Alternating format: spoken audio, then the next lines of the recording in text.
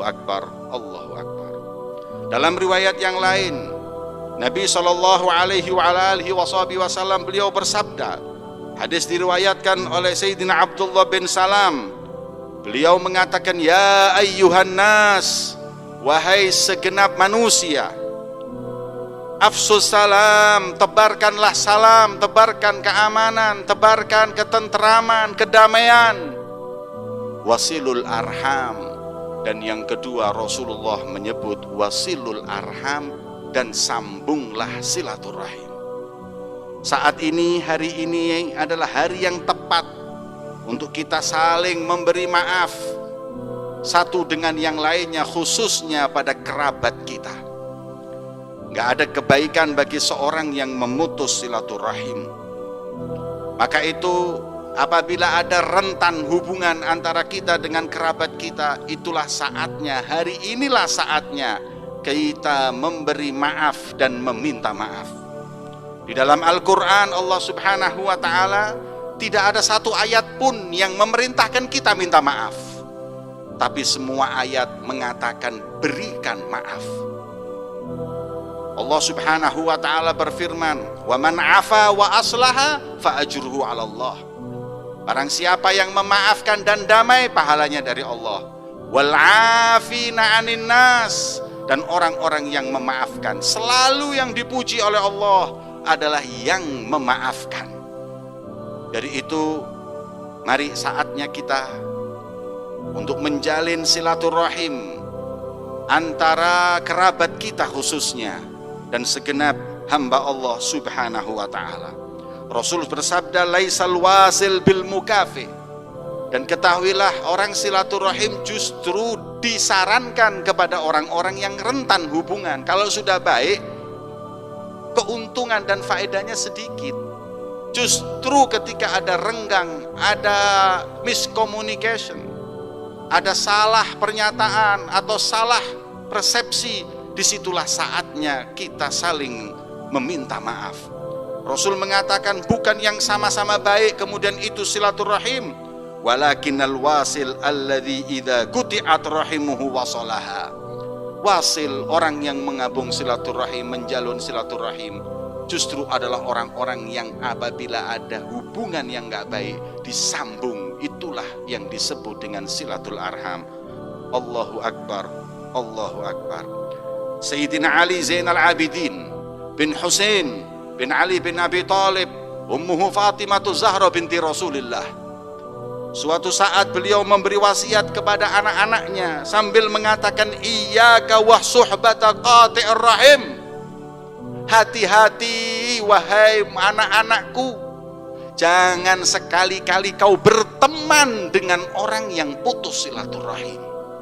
Beliau nggak bisa bayangin dosa yang putus silaturahimnya, tapi beliau wasiatkan agar kita nggak berteman, nggak duduk dengan orang yang memutus silaturahim. Kenapa wahai Imam Ali? Beliau menjawab, fa inni wajadtuhu mal'un fi thalathati mawadhi' fi kitabillah. Karena aku dapati ada 3 ayat di dalam Al-Quran yang jelas-jelas melaknat orang yang memutuskan silaturahim. Maka itu Rasul sallallahu alaihi wasallam senantiasa memerintahkan kepada kita untuk jangan sampai kita memutuskan silaturahim. Hari inilah tepat kiranya kita sambung silaturahim di antara kita. Bahkan Nabi SAW memberikan faidah dan keuntungan kepada orang-orang yang senantiasa menjalin silaturahim.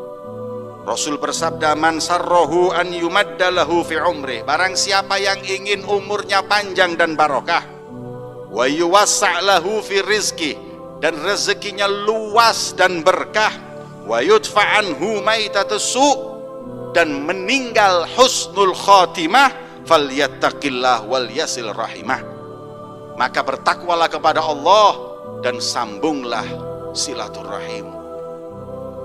Berarti mafhum mukhalafahnya, barang siapa yang pingin umurnya pendek cepat mati atau enggak barokah umurnya, barang siapa yang kepingin rezekinya sempit dan enggak barokah, barang siapa yang pengen mati silaturahim, kepingin mati dalam su'ul khatimah, putuslah silaturahim di antara kalian. Maka dari itu benar-benar mesti kita renungkan akibat putus silaturahim di antara kerabat. Apa keuntungannya hadirin? Kalau karena cuman masalah warisan, berapa miliar warisan dibanding dengan laknat Allah? Berapa untungnya warisan dibanding dengan murkanya Allah? Nabi SAW jelas-jelas mengatakan la yadkhulul jannata qati', nggak akan pernah masuk surga orang yang memutus silaturahim. Dalam riwayat yang lain, inna rahmata la tanzil ala qaumin wa fihim qati'ur rahim. Bahkan rahmat Allah, kasih sayangnya nggak akan turun pada sekelompok kaum kalau ada seorang di kaum tersebut yang memutuskan silaturahim.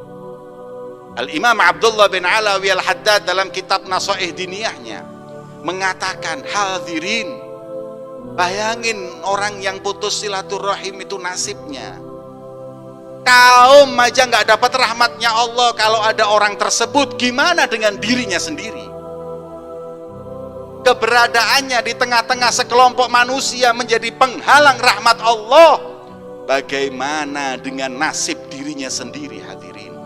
Tidak melangkahkan langkah kakinya kecuali di situ adalah murka dan laknat Allah Subhanahu wa taala. Nabi sallallahu alaihi wasallam beliau bersabda, qati'ur rahim mal'unun walau mata fi jawfil Ka'bah. Orang yang memutuskan silaturahim dengan kerabatnya dilaknat, dimurkai oleh Allah, diusir dari rahmat Allah walaupun matinya di tengah-tengah Ka'bah. Jangan lagi masjid, jangan lagi surau atau musola. Kalau kita dimuliakan oleh Allah, mati di tengah Ka'bah pun, tapi memutus silaturahim tetap dilaknat, dimurkai oleh Allah. Kita nggak tahu kita matinya bagaimana. Maka berani-beranikah kita memutus silaturahim dengan kerabat?